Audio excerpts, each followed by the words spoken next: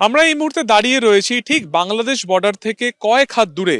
যেখানে আমরা দাঁড়িয়ে রয়েছি সেটি হচ্ছে বাকরাবাদ পঞ্চায়েতের সুখদেবপুর, মালদা জেলার ঠিক এইখানেই গতকাল সকাল থেকে প্রায় সন্ধ্যা পর্যন্ত একেবারে ফেন্সিং দেওয়াকে কেন্দ্র করে বাংলাদেশের ফোর্সের সাথে বিএসএফ এর তরজা চলে এবং এই তরজা পরবর্তীকালে কিন্তু গড়ায় যে দুই দেশের গ্রামবাসীদের মধ্যে বচসা পর্যন্ত সেই বিষয়টি গড়ায়। এবং আমরা এই মুহূর্তে যেখানে দাঁড়িয়ে রয়েছি দেখা যাচ্ছে সেখানে কিন্তু ফেন্সিং দেওয়ার কাজ এখন চলছে।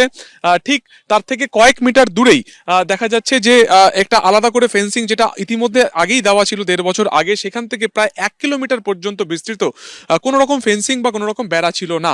অন্যদিকে বাংলাদেশের এই উদ্ভূত পরিস্থিতিতে যেখানকার গ্রামবাসীদের যেটা বক্তব্য যে সেখান থেকে কিন্তু অনুপ্রবেশ মাঝে মধ্যেই হচ্ছিল, সেই অনুপ্রবেশ রুখতে গতকালকে নিজেদেরই যে সীমানা রয়েছে সেখানে বিএসএফ এর তরফে কেন্দ্রীয় সরকারের পূর্ত দফতরের মারফত সেখানে ফেন্সিং দেওয়ার কাজ সেখানে চলছিল। কিন্তু যখন সেখানে সেই ফেন্সিং দেওয়ার কাজ চলছিল সেই সময় যেটা অভিযোগ যে বিজিবির তরফে এবং তাদের সাথে পরবর্তীকালে যোগদান করে বাংলাদেশের বাসিন্দারা, তারা সেখান থেকে উত্তপ্ত বাক্য বিনিময় করতে থাকেন। তারা কিন্তু সেখানে অস্ত্র নিয়ে তারা হামলার জন্য বারবার হুমকি দিতে থাকেন। ঠিক সেই সময় যেখানে আমরা এই মুহূর্তে যে জমিতে দাঁড়িয়ে রয়েছি এখানে এই সুখদেবপুর অঞ্চলের যারা গ্রামবাসীরা রয়েছেন তারা সেখানে এসে জড়ো হন এবং এখান থেকে তারাও পাল্টা কিন্তু সেই হুমকির তারা প্রতিহত তারা চেষ্টা করেন। কিন্তু পরবর্তী সময় যেটা দেখা যায় যে সেই উত্তেজনা প্রায় সন্ধ্যা পর্যন্ত চলে।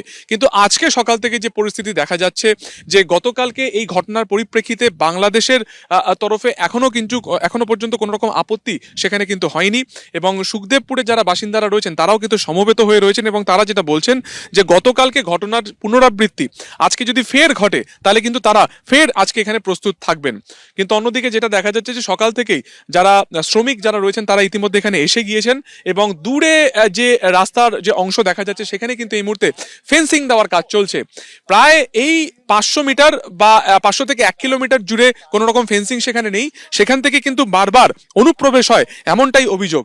এবং আজকে বিএসএফ এর তরফে যারা কর্তা ব্যক্তিরা রয়েছেন তারা ইতিমধ্যে এখানে এসেছেন এবং এখনো পর্যন্ত উত্তেজনা না থাকলেও সুখদেবপুরের যারা বাসিন্দারা রয়েছেন তারা কিন্তু একেবারে প্রস্তুত হয়ে রয়েছেন। ফেন্সিং নেই, এই যেখানে আমরা দাঁড়িয়ে হচ্ছি 6 মাস এখানে চাষবাস হয়, 6 মাস এখানে জল থাকে, এই যে ভৌগোলিক একটা অবস্থান সেটাকে কেন্দ্র করেই কি অনুপ্রবেশ হয়? হ্যাঁ, সেটাকে কেন্দ্র করে অনুপ্রবেশ হয়, এটাকে কেন্দ্র করে।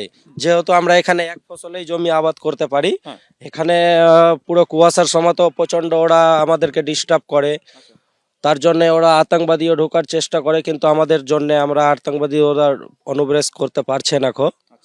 তো যেটা 2 দিন ধরে এখানে প্রচন্ড ঝামেলা চলছে তার ফেন্সিংকে কেন্দ্র করা নিয়ে, এটা 2 মাস ধরে কিন্তু ফ্ল্যাগ মিটিংও চলছে ওনাদের বক্তব্যে যে আমরা এখানে ফেন্সিং করতে দিব না, 150 মিটার ভিতরে 150 গজ ভিতরে করতে হবে। তো আমাদের বক্তব্যের না, আমাদের যেটা আইন পাস করা আছে যে আমাদের ফেন্সিংটা এই ধার দিয়েই হবে, তো আমরা এই ধার দিয়েই কিন্তু আমরা ফেন্সিংটা করেই ছাড়বো। তার জন্য ওরা কিন্তু আগে থেকেই ওরা অনেকগুলো পাবলিককে নিয়ে এসে এখানে ফুটেজে ধরা দিচ্ছে, যেন কেউ যদি ক্ষতি হয় তো পাবলিকই হোক, এটা ইন্টারন্যাশনাল ম্যাটারে যাতে যায়। ক্যামেরায় স্বপন মজুমদারের সঙ্গে সুকান্ত মুখোপাধ্যায়, এবিপি আনন্দ।